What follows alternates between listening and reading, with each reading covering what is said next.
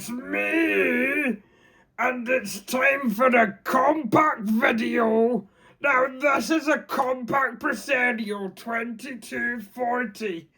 This computer was famous for being bought in 1998. And it runs Windows 95. Please excuse me. Well, hello everyone, and welcome to this video. I am the Flying Scotsman, and this is indeed a Compaq video. Yes, indeed, it is. And, of course, it is a video about the Compaq Presario 2240. Fantastic machine. Now, I was hoping to bring you images directly from this computer. And I even have the very box that I was going to do it with. Because this box supports MS-DOS resolutions, you know, things like 720 by 400, as well as the more standard resolutions, you know, like 640 by 480, 800 by 600, and all of those good resolutions. However, unfortunately, this box, one of which the Nostalgia Mole has used to great effect in his channel, does not work with the Mac. So, yeah, unless I can come up with the world's longest cables to kind of bring, you know, USB ports from my Windows computer, which is across the other side of the room, over here so I can plug in this box and a microphone, we're not going to be able to use it. So let's just unplug that for the time being and put it over here. And we'll get back to the Compaq Presario 2240. Just as a wee recap for those who don't know, my family bought this computer in May 1998, the 29th of May 1998. We bought it from Staples on Canal Road in Bradford, a branch which I do believe is now closed, unfortunately. And the machine was bought originally so that we could do homework. And indeed, when we had it, there was quite a lot of games that I found difficult to play, you know, found difficult to set up on it. However, years have passed since then. In fact, about 27 years has passed since we bought this computer. Oh my goodness, I can't deal. I can't deal, okay? I just can't deal with it. Okay, I mean, this computer was 15 years old when I got it back in 2013. Oh my goodness, right, okay, jings. And you know what? The machine was still keeping time as well as it did when we unboxed it. I've recently replaced a CMOS battery on it, and I only did that because the original one was, well, at least 27 years old. And yet the machine, even though I'd taken out the CMOS battery and put in a new one, the machine still had the correct time. So anyway, yes, this computer, we've had it 27 years. It was our primary computer. And then I got the 2001 custom build, so I stopped using it and started using that. My mum replaced this computer herself in 2002 when she got a Medion running Windows XP. And then it just kind of became a bit of a secondary computer for a long while until I was reunited with it in 2013. But enough of the history lesson. I think it's time we powered this beauty on. So, I've got an aeroplane, a model aeroplane on top of this computer at the moment, and the reason I had that was because I was hoping to give it to my parents to put in the garden.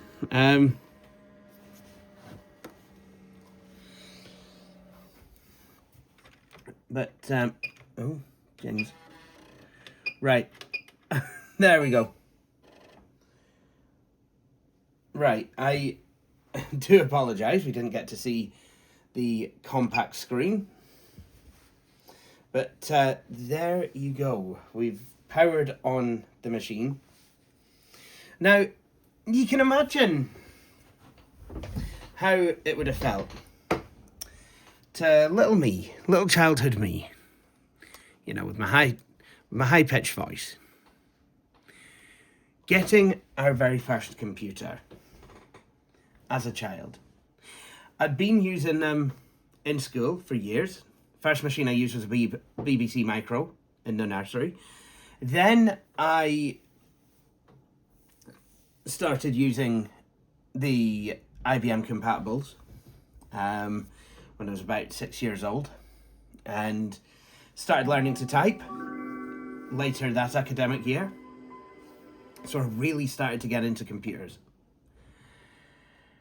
And, you know, I was always fascinated with them, and really quite fancied I really quite fancied just, you know, owning my own computer one day. I really wanted to do that. And, you know, we got this machine. I mean, I'd started using Windows 95 earlier in 1998 in my maths room, and really was quite fascinated with the way that it worked, the way that it was different to Windows 3.x. And then when we got this computer in May 98 with an HP color printer, HP DeskJet 670C, and a Kodak Easy Photo scanner, I was bowled over. Like, this was not like any machine I'd used at school. I mean, sure, it was 1998. The machine was a 1997 model year. So, you know, by which time IBM clones were the norm. And they weren't special. But to me, it kind of was. I know that there's YouTubers that'll say that, you know, these kind of computers, you know, they won't have the same, you know, they won't invoke the same emotion as, you know, like owning an Apple II or a Commodore 64 or, you know, even a Miggy or something like that. But to me, this was special because I guess it was our first computer. And I never had a computer with the speakers in the base unit before, which is Compaq is endowed with two fantastic JBL speakers. And the keyboard, the keys were all white.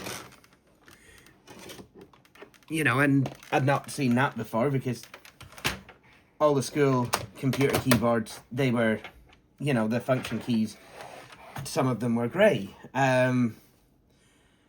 You know, this is probably, I'm realising now that this is probably, you know, a way to cheapen, you know, to reduce costs, because you don't have to have different coloured, you know, you don't have to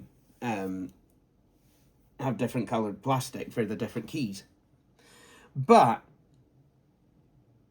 I'd also never seen a machine that had the active desktop, so that was something. I mean, this is okay. So we didn't we didn't necessarily have this channel bar up on the desktop back then, but hey ho.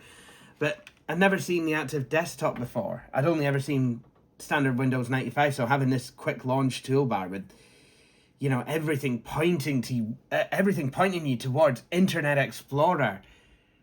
Like, why did we need to go there? But it was clear that this computer was made to browse the internet, and you know what? We never did. I've had this machine on my network before, but and yes, it technically was then connected to the internet, but because we never went on the internet at home with it, I've decided that I didn't want to browse the internet on it at all, even using the Proto Web Proxy, because I don't know, it just wouldn't feel right. If we'd have got the net in 2000, or like something like that, or 98 or 99 or even 2000 or 2001, then fine. But because we never took this machine on the internet, I don't know. For me, it would just kind of seem like a barrier was crossed that ought not to have been. But because this machine was from the mid to late 90s, of course, it was dripping in multimedia. Like I said, the aforementioned superb JBL speakers, but also the processor, AMD K62, 200 megahertz with multimedia extensions. How much that helped, I really don't know. But I know that any educational package we wanted to run, Encarta 98, World Books Encyclopedia 1997, Where in the World is Carmen Sandiego? All kind of things like that would run beautifully on this computer. And then even the games we did get running, JackRabbit 2. Do you know, it's really funny because I have more memories of watching my older brother play JackRabbit 2 on this machine than I have memories of me playing JackRabbit 2 on this machine. It's not odd. It was quite nice, cozy, couthy memories of like being clustered at the computer watching my older brother just kind of play this game, JackRabbit 2, with the little game controller that Mum did actually end up buying for the machine. We did have, like I said, so we did have a few games on it. Mostly it was for education. And I always looked forward to doing, kind of big writing projects where I could, try and convince Mum to let me go on the computer, writing stories. So, let's see. Again, didn't necessarily have Office 97.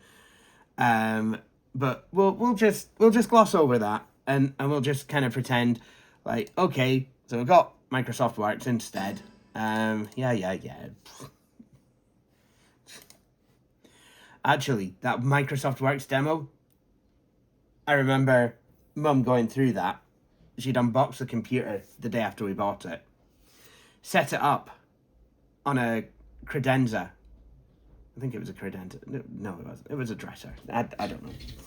Forget what blooming credenza is. Do you know what? Maybe we should go on Encarta 98 and look up what a credenza is. See, Lisa Simpson didn't teach me how to say credenza when I was a year old. But I remember, we'd set the machine up and, we're sat with Mum while she was going through registering it, setting up Windows 95, and the hard drive LED was blinking. She was like, why is it blinking? Because my mum had never used a computer up until this point, but yet she managed to be able to set it up. And then she started taking computer classes. Then she started getting enough qualifications to paper a wall.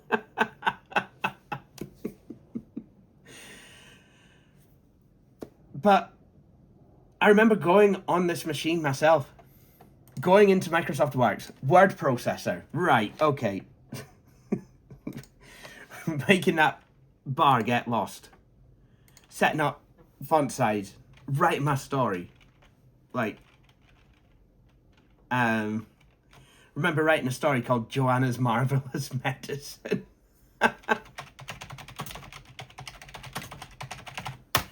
And I remember, like, she had a saying in the story that I made, you know, it's like, I actually called the main character Joanna Presario after the computer, you know, and I remember, like, she had a saying, Alakazam, Alakazam, Joanna Presario strikes again.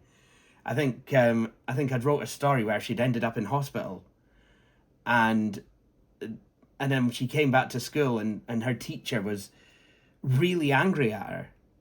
And I can't remember what happened to the teacher, but the story was based on George's Marvelous Medicine. I think that was like a homework assignment. Write a story about, you know, using, you know, a made up medicine, you know, to get your own back, kind of thing. I think if I look in my papers, I will still have it somewhere. Goodness knows what the teacher must have thought, because in this, I'm not going to say which ones, but I had a lot of a lot of illicit drugs in this medicine.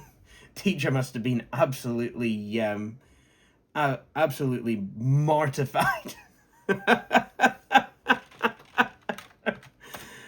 But I was just looking at this keyboard last night, thinking, what must I have written? Honestly, what things has this keyboard seen? Not necessarily as part of the retro computer corner, but when it was just a part of the Compaq. Because this machine, we had it up through 1998 to 2001. It took me through, like, just the novelty of having the machine, like memories that are coming back to me, sitting down to do a database in 1999, just following one of Mum's IT course books. I think it was a CLITE one, Computer Literacy and Information Technology. It was a qualification that I think existed in the late 90s. And there was me, like, going in to Microsoft Works' flat file database, doing a database about cars. So make, model, registration, color, you know, what would a kid want to know? Engine, displacement, capacity, engine config. Like, I don't know. That could be a list, actually. Like, you could have like a wee drop down list in a more advanced database. Like, you know, is it an inline 4? Is it a V6? Of course, what would I have been caring about as a kid? Does it have a radio, cassette, CD player, Windows, stuff like that. Yeah, I remember going in and, you know, doing this database, and then, you know, as directed by the book, making querying the database. You know, what do we have any cars that are blue that were that are F registered? Yeah, here's a 1988 Vauxhall Carrollton. There you go, something like that. I remember doing that in 1999. I remember getting a copy of Computer Music magazine. My mum bought me that. Try Music Maker from Magix, a really early version, but still Windows 95 compatible. Music Studio from Magix, that was Windows. That was a Windows 3.x program. I remember playing games, like I said, the games that I could play. Arthur's Teacher Trouble, getting that in a copy of PC Guide magazine. I'll always remember the evening in November 1998, where there was a copy of PC Guide in its cellophane wrap on the sofa, and I picked it up, and it had its usual CD full of shareware and things, but it also had a full copy of Click and Play. The MO of this program: you can make your own games. As someone who had been transfixed and fascinated by Net Heroes and the possibility of, well, there was never any possibility at this vision I was gonna, I don't know, but the idea that you could own the Net Heroes Black PlayStation, not realizing that I would actually need a computer as well and access, you know, to know the C programming language. I think it was C that it used, or a version of C, or a dialect. I don't know, but like, I don't know what I thought making games entailed back in '97, but yeah. So instead of a Net Heroes Black PlayStation, which would have cost, you know, a prohibitive amount, PC Guide have given me another way to make games for free. Click and Play would, of course, give me different results to the Net Heroes Black PlayStation and the, you know, requisite development tools. But actually, can you imagine if I could have programmed competently as a child?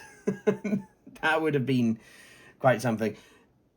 Obviously, you know, Click and Play would give me different results, but hey, at least it'd be a lot easier to pick up. But enough about that. Now, let's play a classic, shall we? JackRabbit 2. Now, unlike back in 1998,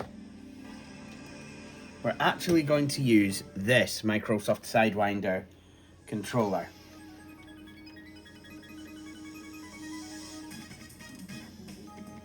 I remember this.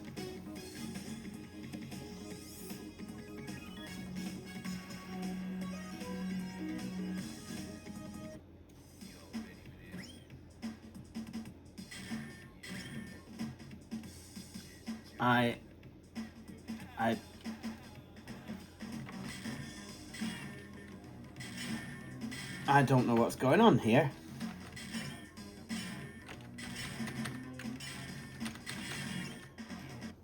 Okay, so there's something wrong with this controller. So let's see if we can work it out. Let's see. Go to game controllers.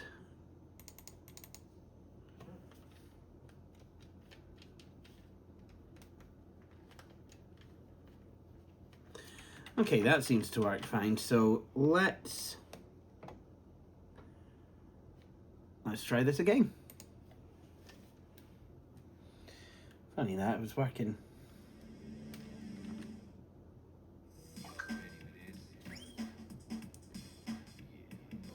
There we go.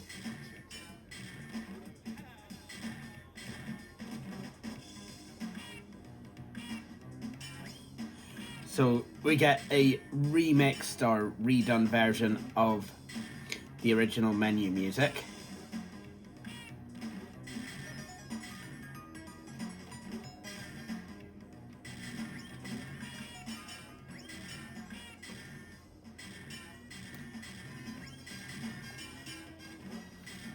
Navigating through the menu results in these very traditional 90s comedy sounds.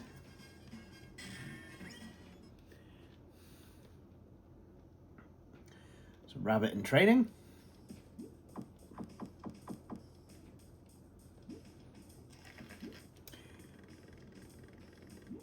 So now JackRabbit has some extra powers.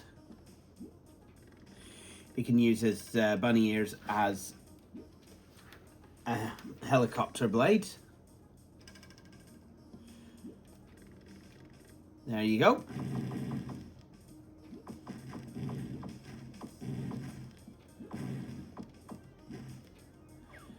And you can even slam into boxes. So slam down the way.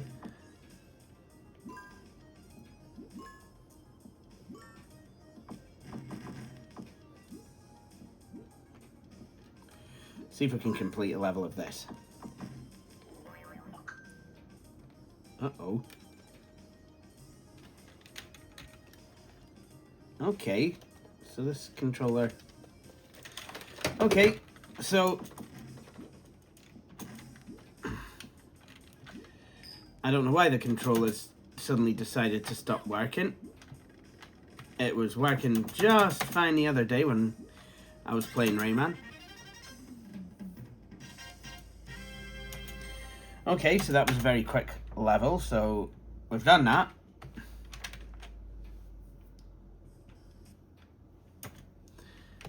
So now let's have a shot at JackRabbit Holiday Hare 98, because yes, there was a festive special based on the second JackRabbit game.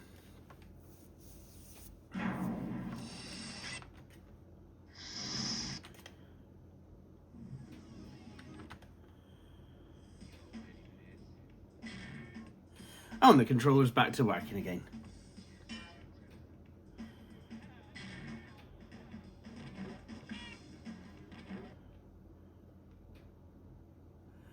Loading snow bunnies.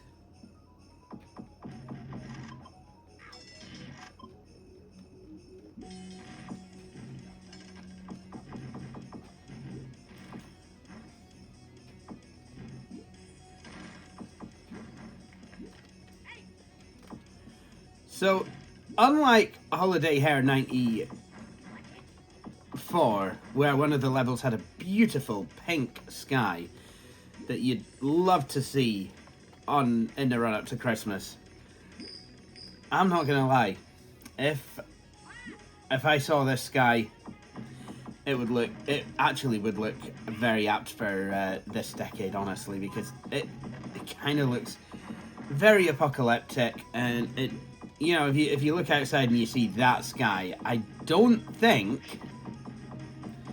it's a good thing.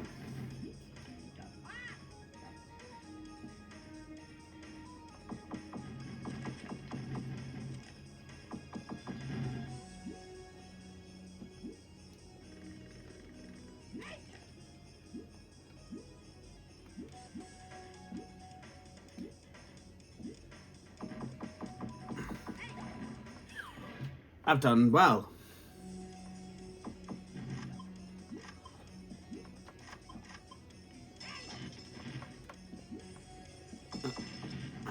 What on earth is going on?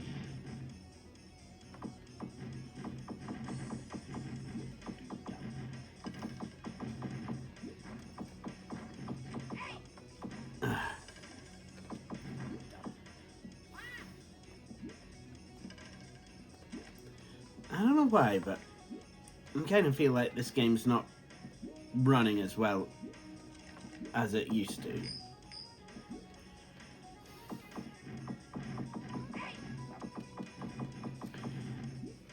So what do I think to this computer objectively? Well, obviously because, you know, my family have had it, well, we've had it for 27 years. I've had it obviously for much of that. You know, I've had it for at least 12 out of that 27 years.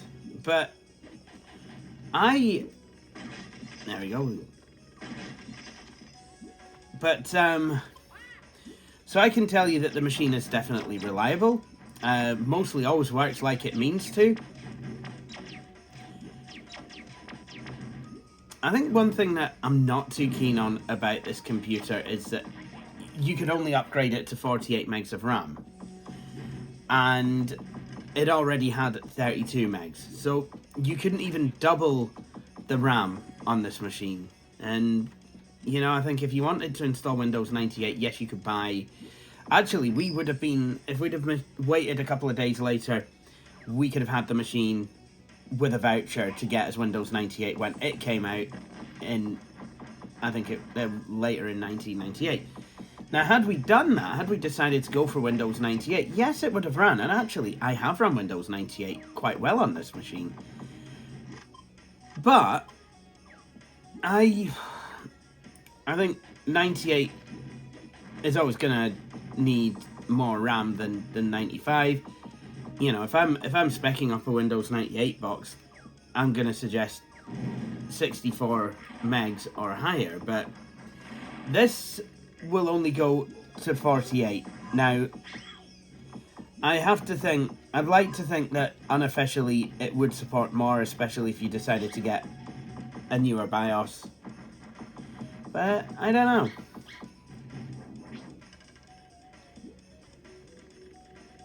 And the machine did not come with a floating point unit, so obviously that has impaired it somewhat. But given that this machine was meant to be a value for money kind of a proposition, it's, you know, you wouldn't ever think of it as, oh, well, this is just a cheap one. I mean, for a start off, you know, it was a computer that was bought in the 90s, so there was nothing cheap about it, really. But it didn't feel nasty. I've used a lot of nasty machines.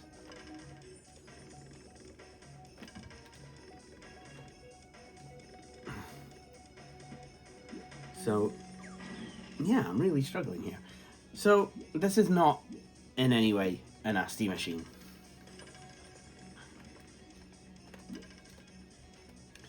I don't know why, but I think I got to about Christmas 99 and finding out that PlayStations only had a 1 megabyte memory card. And I had a tape of me saying this, actually. It's like, 1 megabyte? Is that all there is? Our computer's got 64 of them. In my mind, I'd doubled the amount of RAM in this machine.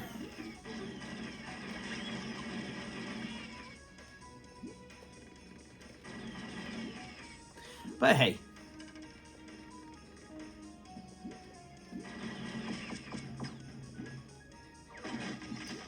Oh, there we go.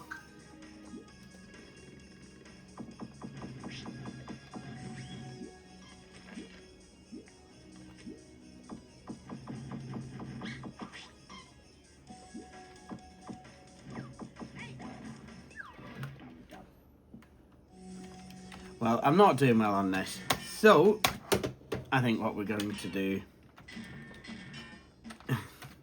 Yes. Lovely 90s... Yes, I know. But I do quite like the fact... that this machine did come with... Well, I do quite like the fact that this game was a good Christmas game. I mean, that was one thing that you did get on PC that you didn't necessarily get on console. Now let's play another game on this machine. Now, this is not a game that we ever ran on the Compaq when it was new. But I think we can spend some time playing it. I've played it on this channel often enough on different Compaq machines.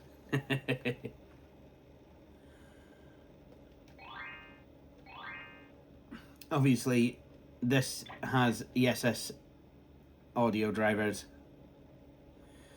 So, as a result, we can play DOS games. We can play them pretty well as well.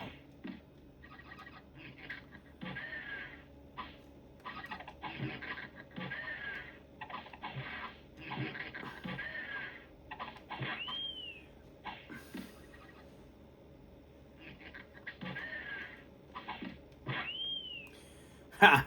Love it.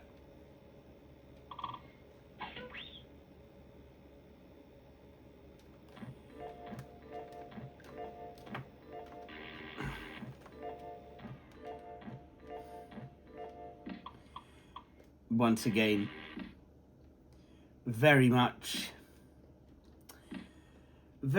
much taken in by the whimsy of the 90s cartoony sound effects on this game. It's kind of like a kid's, like, not a fever dream, but certainly fitful uneasy sleep dream, you know, if they're looking forward to something.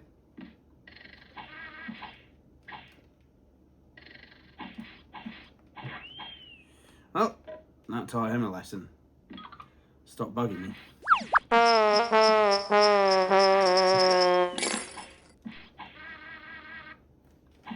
Right, you! Square go! No! And you!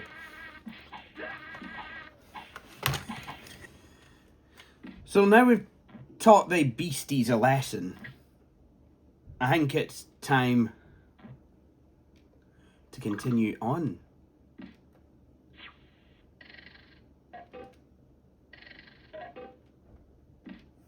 Got the bongos. Ah!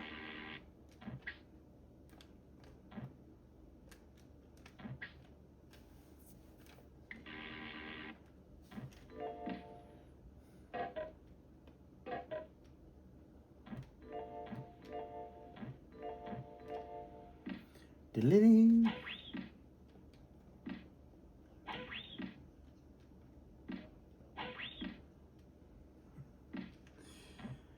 And here we go. We're nearly at the end of this level. Those musical notes, they don't look very friendly. That didn't go so well.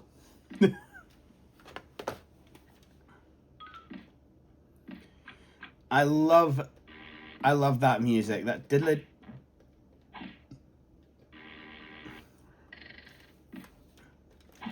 Right, you wee beastie. Square go, no. I'll tell you. Didn't be a dofty. There you go.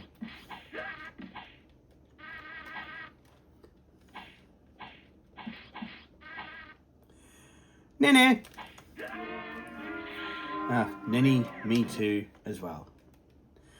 Well, I guess it's just a day for, it, is it? How am I doing so well?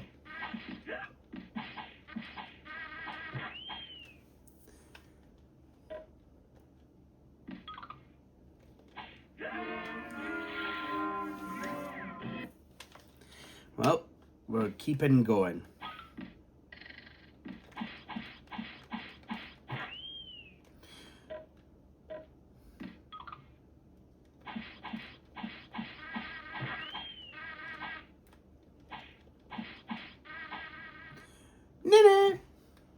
I love that. I just punched a bug and it forgot how to fly. See that? Just kind of fell to the ground.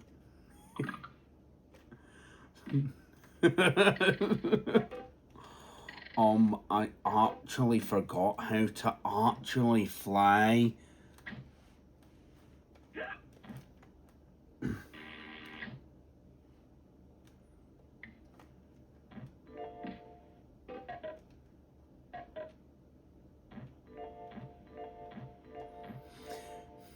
I love how this Rayman game had different themed lands, you know? So this is like the band land, so it's all like musicals. It's all like musical instruments. Like crabbit looking crotchets. Crotchety looking crotchets, Ken. And look at this. Oh, diddly.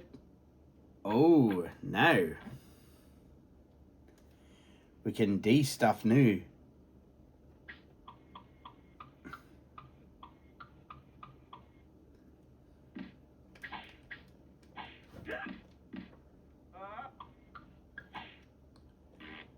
Uh-oh.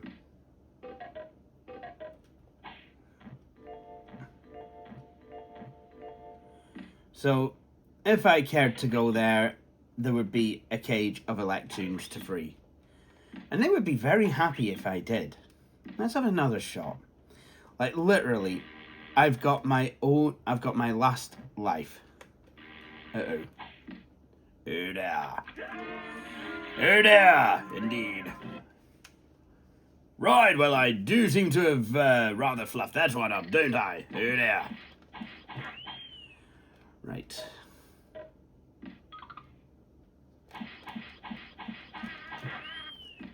Right, well, you get to go ninny because you're a beastie, as do you.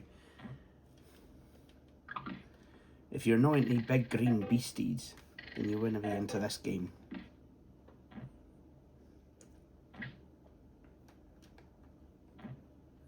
What? Keep down.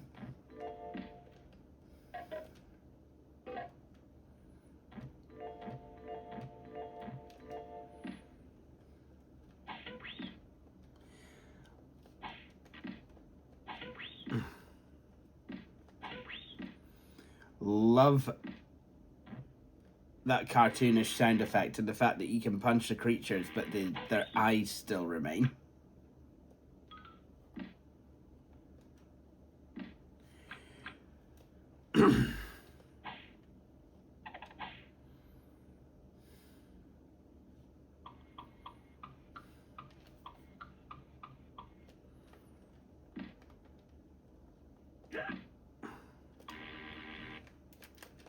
Ah! Okay, well, I'm not gonna get that. Y'all have seen me go through this level enough times. And I'm going to head off and complete this level. And just kind of head off a wee bit.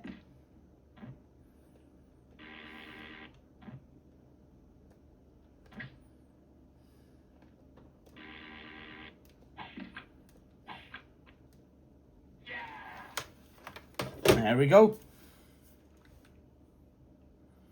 Obviously, there's more to this game than those two levels, but there you go.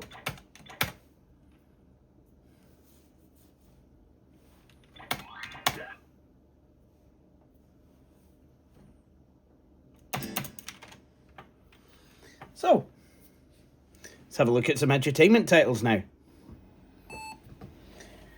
So I've just installed Microsoft Encarta. And I thought I would actually show you the computer booting back up into Windows 95 once again. Because I had it on the wrong KVM channel, we missed it.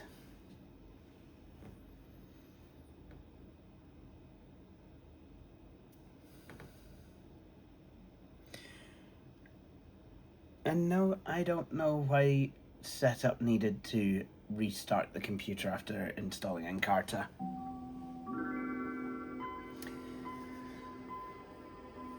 So one thing I was recently telling the Nostalgia Mall was, for some reason, when we'd not long since bought this computer, I had this fear that I wouldn't know how to start off a CD-ROM from within Windows 95. I don't know where I came to this conclusion, because I knew how to start a CD-ROM from the program manager in Windows 3.1. It was very, very simple.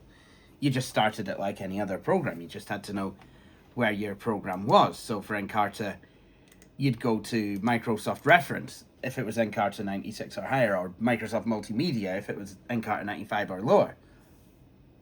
But for whatever reason, I don't know why, but I was afraid that I wouldn't know how to start Encarta on this computer. And actually, it's quite simple.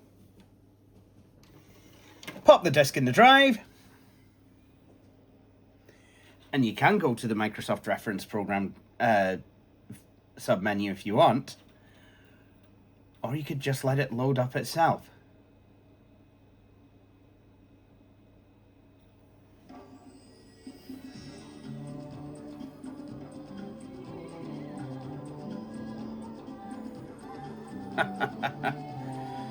Do you know what? This is how this came with this computer. And the many times I've been on to look at things. Medical stuff mostly, because, you know, I was into that, obviously. I think the very first thing that I looked up was pacemaker. And it had a wee paragraph telling you what a pacemaker was.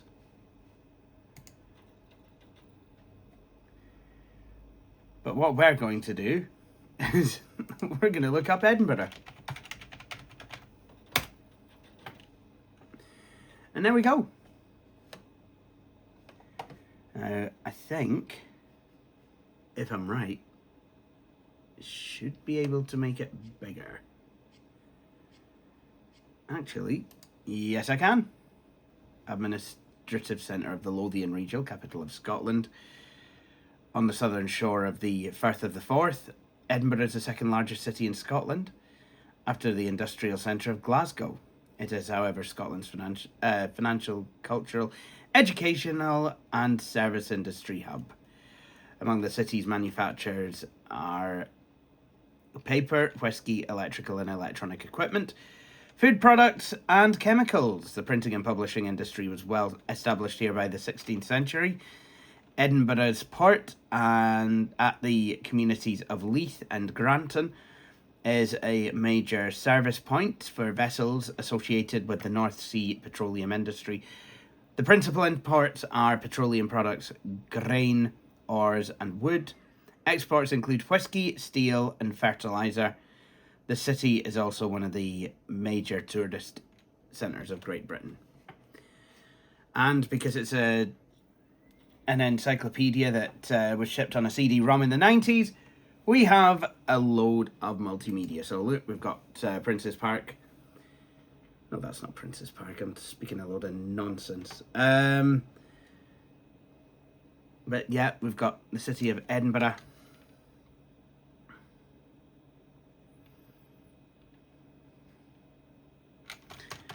But I know we can probably get more multimedia if we look up Scotland.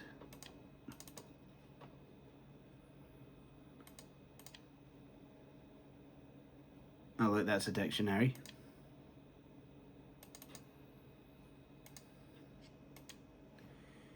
That ought to be hyperlinked.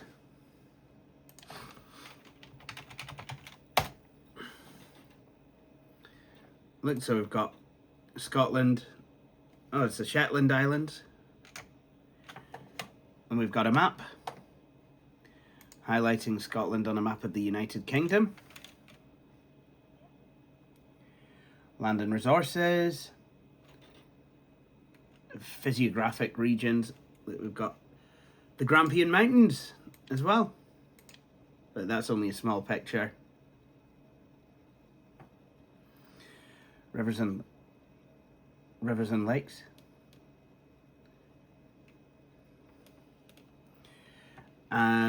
Oh look, we've got so we've got a map of Scotland. There's all your outlines. So you've got your multimedia, population, capital, characteristics, Highland Fling of Scotland, so we can listen to some music.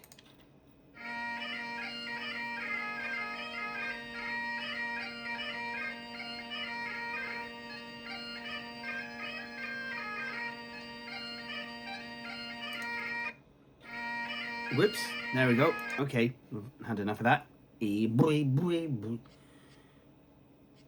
So, now that we've done some learning, it's time for a game. And this game is called Mindmaze. So, let's have a wee game of Mindmaze, if I can find the thing. There we go. Loving the Renaissance aesthetic. Used to enjoy playing this at school. So this is a game where you've got to find your way through a castle answering questions. So let's answer some on life science. Okay, let's see. The entrance is... Okay, branch of preventative medicine that is concerned with the physiological and psychological stresses of the human body in flight. Behavioral? Maybe not. Oh, no.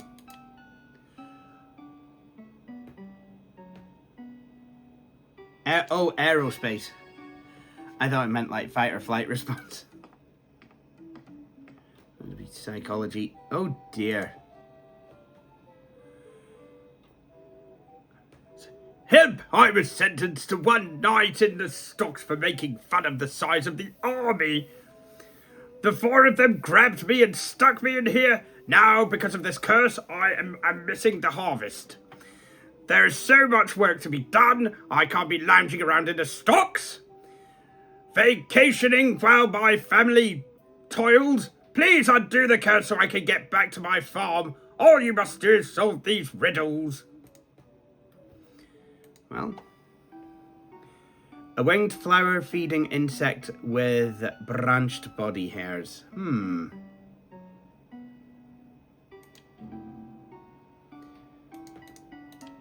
Beetle? Oh dear. Oh, bee, of course, of bee. Loss of voluntary movement in a part of the human body. Paralysis. Yep.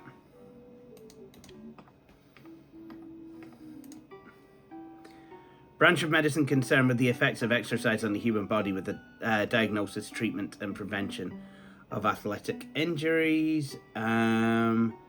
Sports medicine.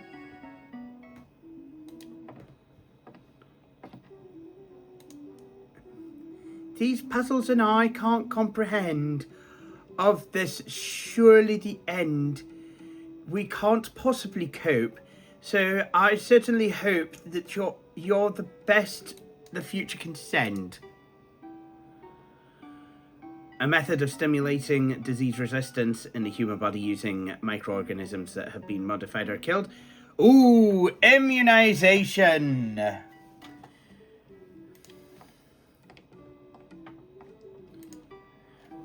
So, yeah, science concerned with preserving health and curing and preventing disease. Medicine.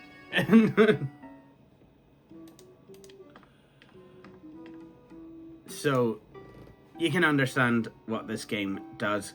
Common name for an amphibian of the order that also includes toads.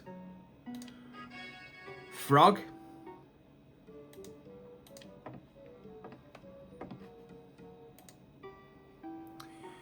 Sensation in the skin that elicits a desire to scratch. An itch.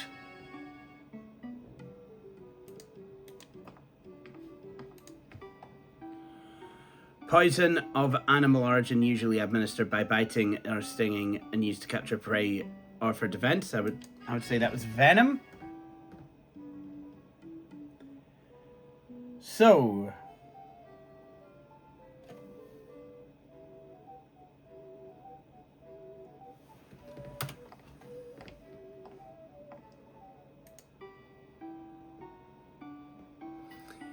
in most animals, food is ingested through this opening of the body. The moo. Oh dear, I seem to be going the wrong way. Oh dear. What on earth?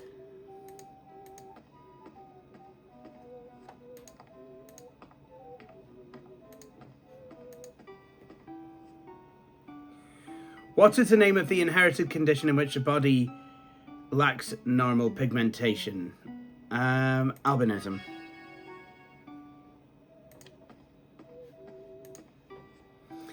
Term applied to the edible portions of domestic mammals such as cattle, calves, sheep, lamb, and swine. Meat.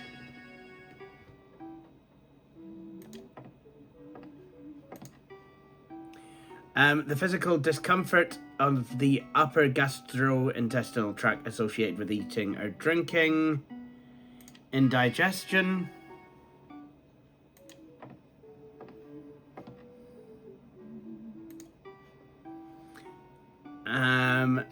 Common term for the ovum of multicellular animals. That would be an egg. Branch of medicine specializing in the diagnosis and treatment of mental disorders. That would be psychiatry.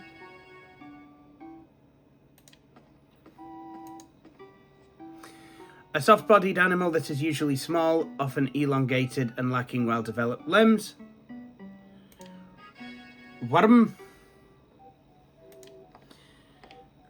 And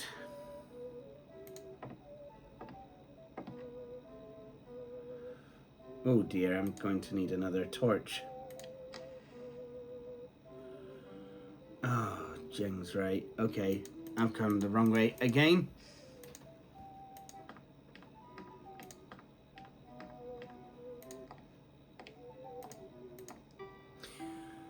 Tiny marine or freshwater organisms that drift onto or near the surface of water. Plankton. Group of cells, molecules, and organs that act together to defend the body against foreign invaders that may cause disease. That would be the immune system.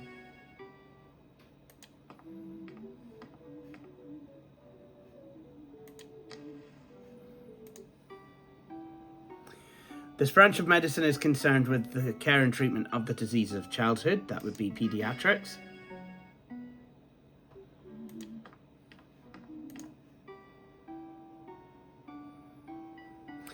This British biologist is best known for his active support of Charles Darwin's theory of evolution. Oh.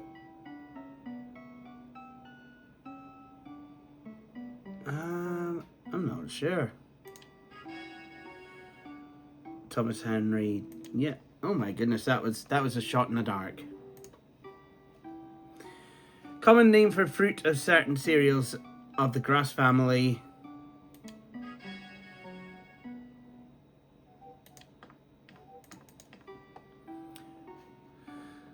Condition of hypersensitivity in certain persons or animals to certain substances, harmless to most. Allergy.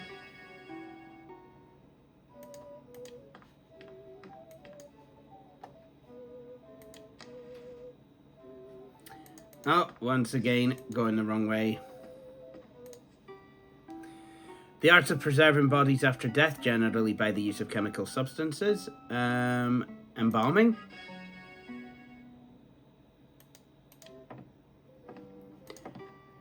The manipulation of organisms to make products that benefit human beings is called biotechnology.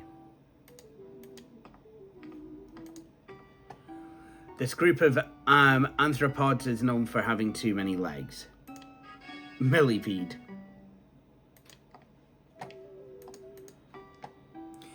Vitamins are classed as soluble in water or not blood. Fat. Aromatic flavorings made from parts of plants. Spices.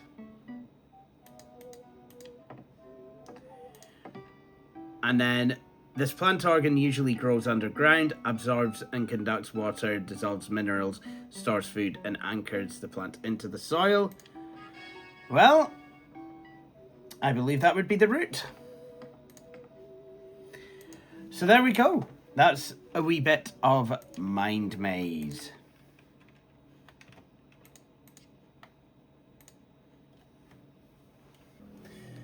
So the last edutainment game I want to share with y'all is something that my siblings and I used to really love playing.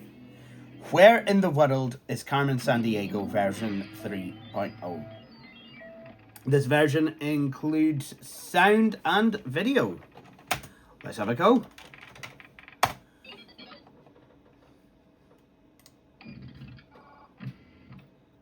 Hello and welcome to Acme. I'm the Chief. But you can call me, well, the Chief. Hey, Chief. We're in the business of tracking down thieves. And we're ultimately after one, Carmen Sandiego. Every creep we've ever collared has been working for her. Now, when you report for duty, I assign you a case. You go to the scene of the crime and look for clues about where the crook took the loot. Then the chase begins. Any bystander is a potential witness who can point you in the right direction. When you finally catch up with the crook, you've got to bust him. But remember, you can't arrest a crook without a warrant. And you can't get a warrant if you don't know what the crook looks like. Now, I could tell you lots more, but the best way to learn a job is on the job. So, are you ready for your first case? Yes, I do believe I am. Gumshoe, the folks in Korea are itching to see you, 'cause somebody swiped their kimchi. They eat that tangy cabbage concoction alongside virtually every meal. But this morning, someone stole the recipe. Soul food just won't be the same till you get the recipe back. Go to it. I love it, because it teaches you all about countries. And except now there's countries that aren't called what they used to be, because this actually has Zaire. So let's talk. What's on your mind? She was off to Stratford-on-Avon for a look at the Bard's yard. Ah, that's in England. She seemed to be in over her head, and she wore something over her head. So she wore a hat. You're quite welcome. Good luck. So I can start with the warrant. So I know that so far she's a female.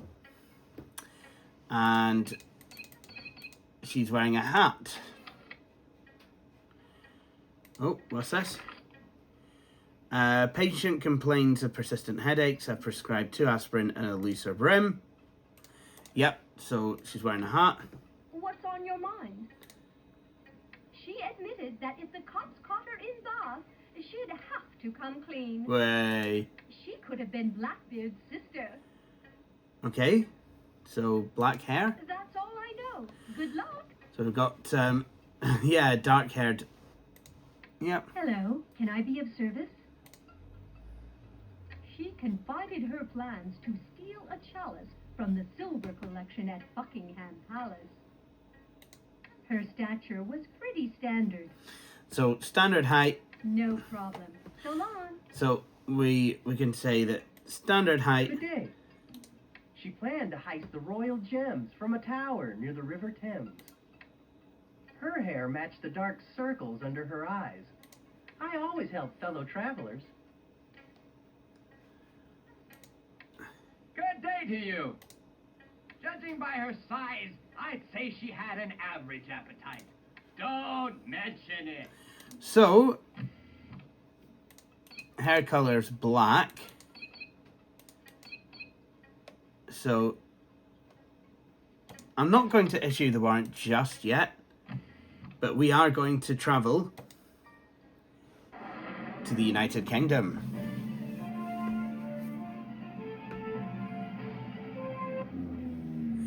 I love that fly-by-night travel.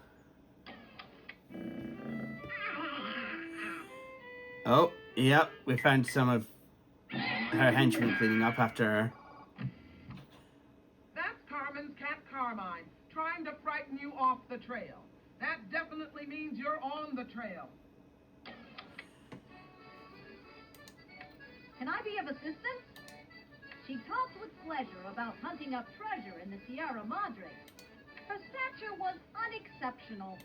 The pleasure was all mine. Well, hello. She was humming a ditty about Mexico City. I bet she never combs her hair. She just hides it. Bon voyage. Wow. Wow, she's got claws. Yes? She told me her trickery in Teotihuacan would leave the locals rubbing their temples. Have a good day. Hey. Yes? She split the difference between thin and fat. Have a good day.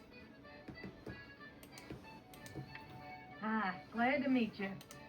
She cocked the rim of her brim across her brow. Farewell. She wouldn't need to worry about her weight, one way or the other. Best of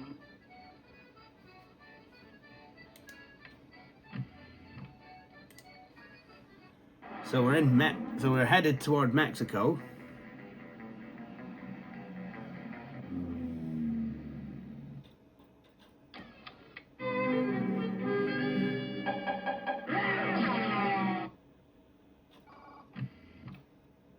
If you want to learn more about a location, try calling up one of the Acme good guides who can give you a tour. If you do, you can call back that good guide later to help check over your warrant. Hello, stranger. She wanted to visit a hot spot, the Sun King's Palace at Versailles. France. Her height was pretty basic. So glad I could help. Right, well, we have a warrant. What do you need?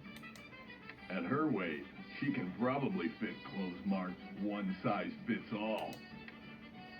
She hoped eau de Paris would mask the scent of the... It was nothing. Goodbye.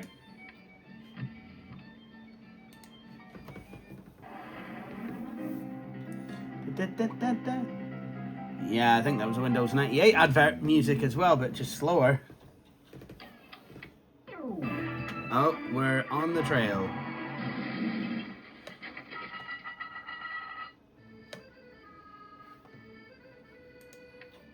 Oh, hello. She's gone to see if all the glowing reports about the phosphate mines in the Western Sahara are really true. You're welcome. Bye. Oh. Yes, what is it? I'd seek her in the souk in Marrakesh. I hear it's the liveliest Morocco. market in the country. Anytime. See you.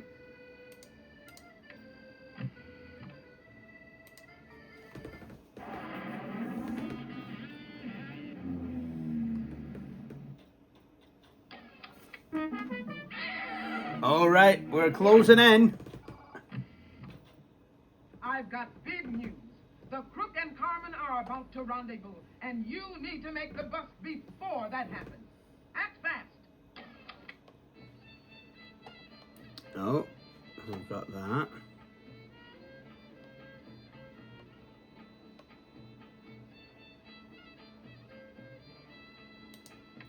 Do you need something?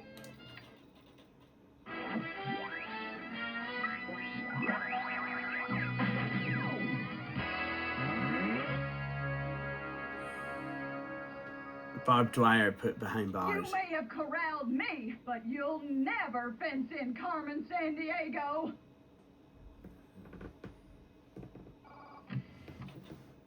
That's what I call good gumshoeing, Gumshoe. Congratulations. You put barbed wire behind barbed wire. Not to mention a big fence, steel reinforced doors, and a pack of guard dogs. We went through hours of questioning with no luck. But just before the cell door slammed shut, we heard the crook shout, "I'll steal the planet's treasures till there's nothing precious left." Code, perhaps. I'm faxing it to you for further reference. I need a proven success like you to take this next case. Will you do it?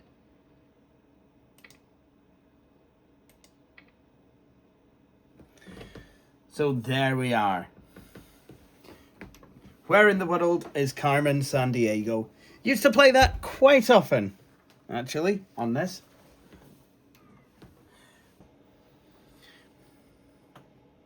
So, let's play some Worms. So, what we have here is the DJs of Rockin' Waves 11-2-94 versus the Christmas villains. So, we have Chris, myself, Victoria, and Nikki versus Grinch, Scrooge, Professor Hinckley, and who else?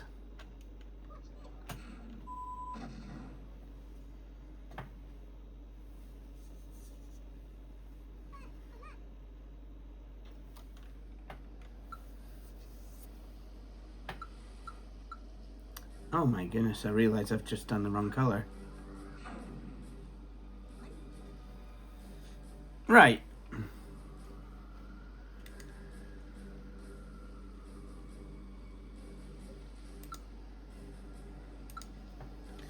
Grinch is up on top of there. Oogie Boogie, that was the other one.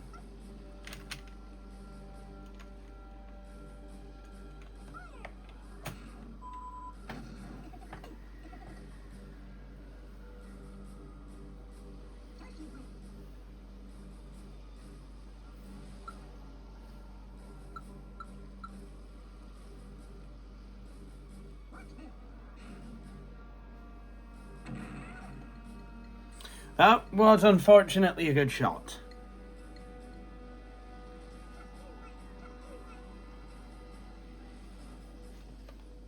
And Victoria's just like, I'm all the way over here.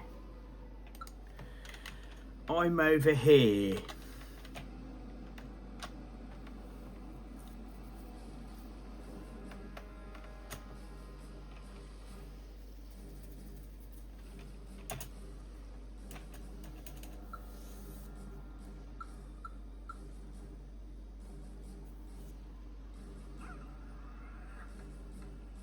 Uh-oh.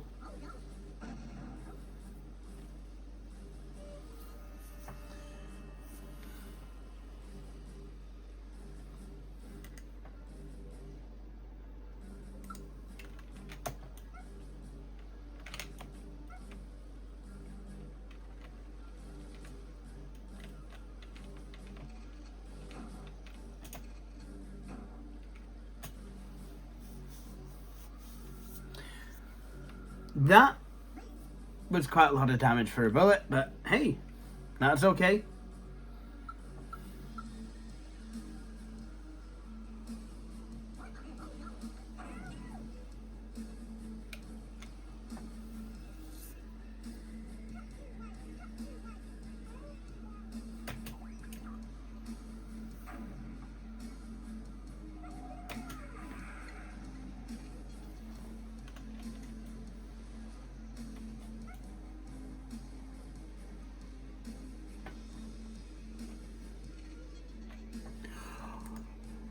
I've got it.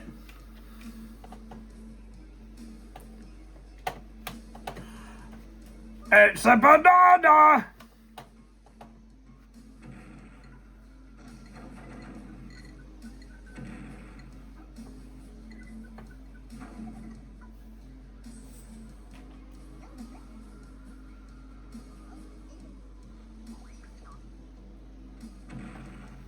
Well, I think that worked.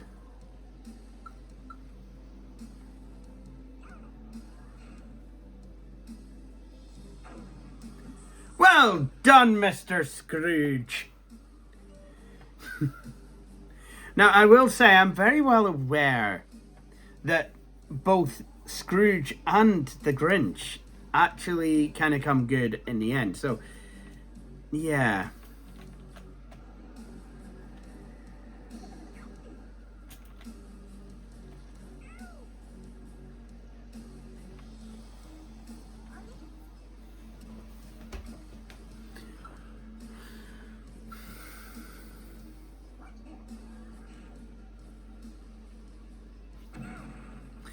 Well fired, unfortunately.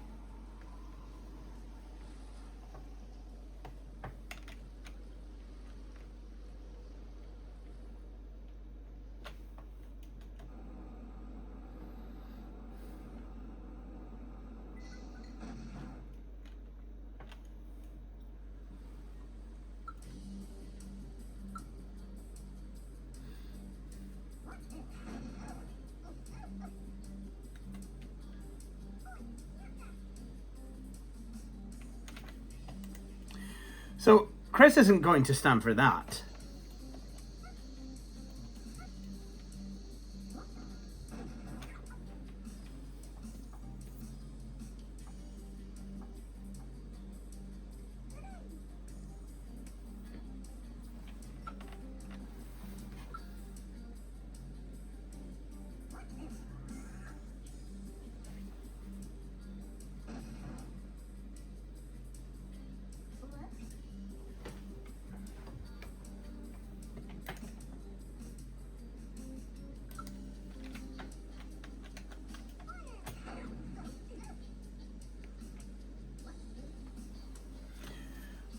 Well, it hurt him more than it hurt me, so...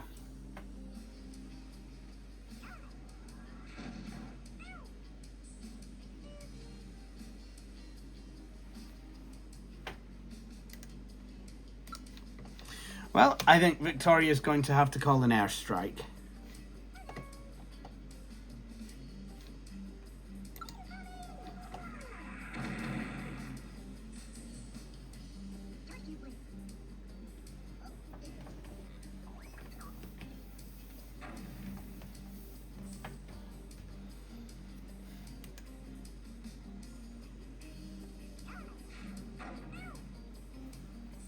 Oh no!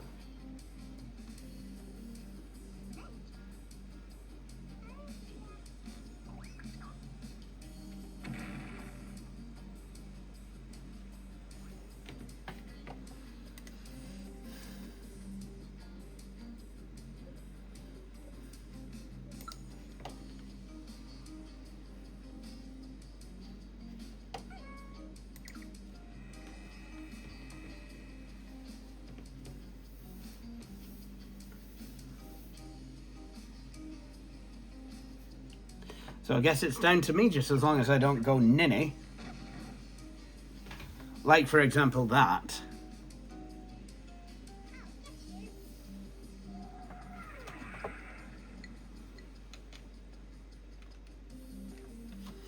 Or maybe it isn't down to me.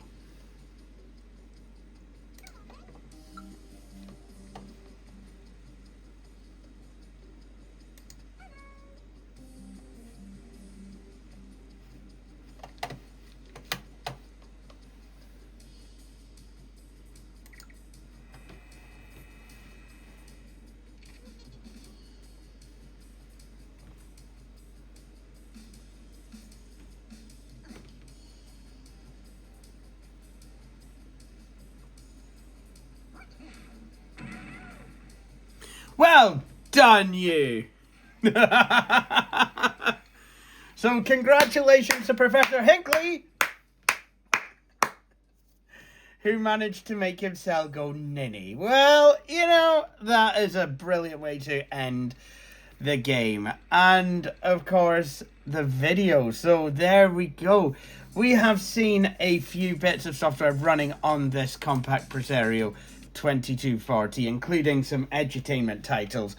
So I'd like to say thank you to you all for watching this video, and please do join me for my next one.